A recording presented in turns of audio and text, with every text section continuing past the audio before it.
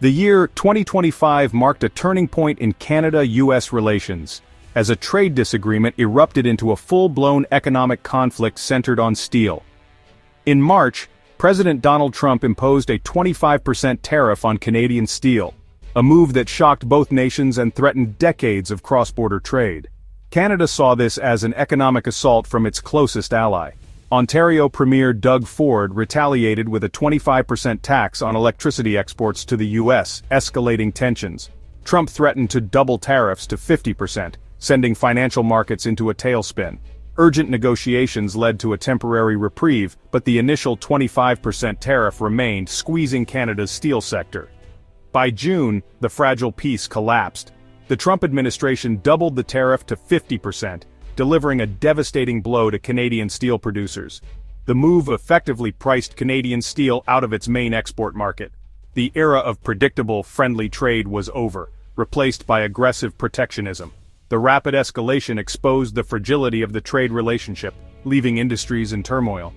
Canadian leaders scrambled to respond, but the damage was already rippling through the economy. The steel war had begun, and its consequences would reshape both nations. For Canadian workers and businesses, the new reality was one of uncertainty and crisis. The stage was set for a dramatic shift in North American economic power. Ontario's industrial heartland felt the pain immediately. Cities like Hamilton and Sault Ste. Marie, built on steel, faced an existential threat as production plummeted by 30%. Over 90% of Canadian steel exports had gone to the U.S., a dependency now brutally exposed. Layoffs swept through factories, devastating families and communities. Local businesses that relied on steel mills struggled to survive. The crisis revealed a deeper vulnerability. Canada's market was now open to a flood of cheap foreign steel, as other countries redirected exports blocked from the U.S. Canadian producers faced losing their biggest customer and being undercut at home. Catherine Cobden, president of the Canadian Steel Producers Association, became the voice of a desperate industry. The pressure on Ottawa to act was immense. The future of a cornerstone industry and thousands of jobs hung in the balance.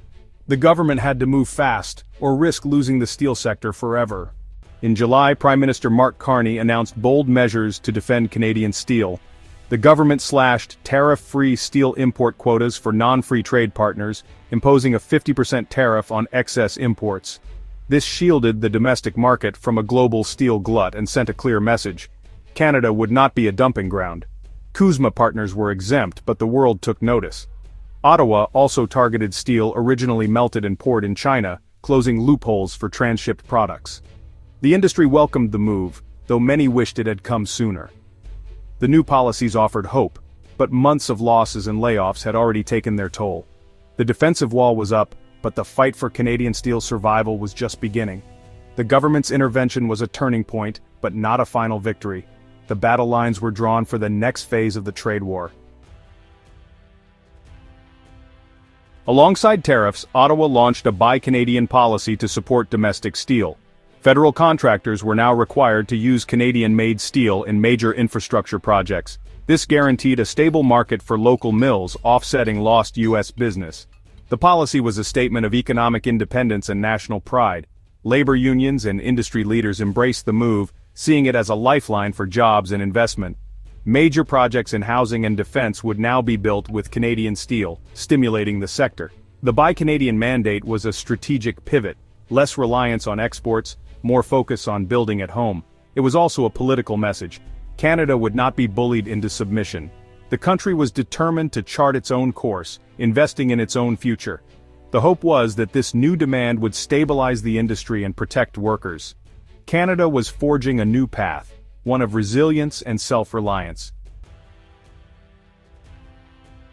Amid the trade chaos, Toyota stunned the world by announcing it would move its entire U.S. production line to Canada.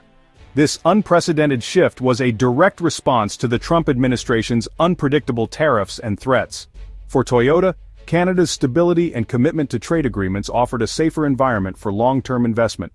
The move was a massive vote of confidence in Canada's future. It signaled a dramatic change. Global companies were now choosing Canada over the U.S. for stability. Toyota's decision was a strategic pivot to de-risk its North American operations. The announcement sent shockwaves through both countries' business and political circles. For Canada, it was a major win, proof that stability and predictability attract investment. For the US, it was a warning. Protectionism comes at a steep price. The North American auto landscape would never be the same. Toyota's move promised an economic boom for Ontario, already a major automotive hub. Billions in investment and thousands of new jobs would transform communities across the province. The ripple effect would boost local economies, suppliers, and public services. Canada's trade balance would benefit as Ontario-built vehicles reached global markets. But in the US, the impact was devastating. Tens of thousands of jobs lost, supply chains shattered, and communities facing economic collapse. The steel tariffs, meant to protect American jobs, had triggered a far greater loss in the auto sector. The unintended consequences of the trade war were clear. Protectionism had backfired. The political fallout in the US was immediate, with leaders scrambling to respond. It was a painful lesson in the risks of economic brinkmanship. The events of 2025 redrew the map of North American trade. The once stable Canada-US relationship entered a new era of uncertainty and competition. The steel war and Toyota's migration were symptoms of a deeper shift. Canada was forced to rethink its reliance on the US strategic tariffs, and the Buy Canadian policy marked the start of a new, more self-reliant economic strategy. Canada began seeking new trade partners and investing in domestic industries. The country's reputation for stability attracted global investment, positioning it as a key player in future supply chains. The US relationship became more transactional, with tougher negotiations and less sentimentality. The CUSMA agreement remained, but its protections were no longer guaranteed. Both nations faced the challenge of managing deeply integrated economies amid rising tensions.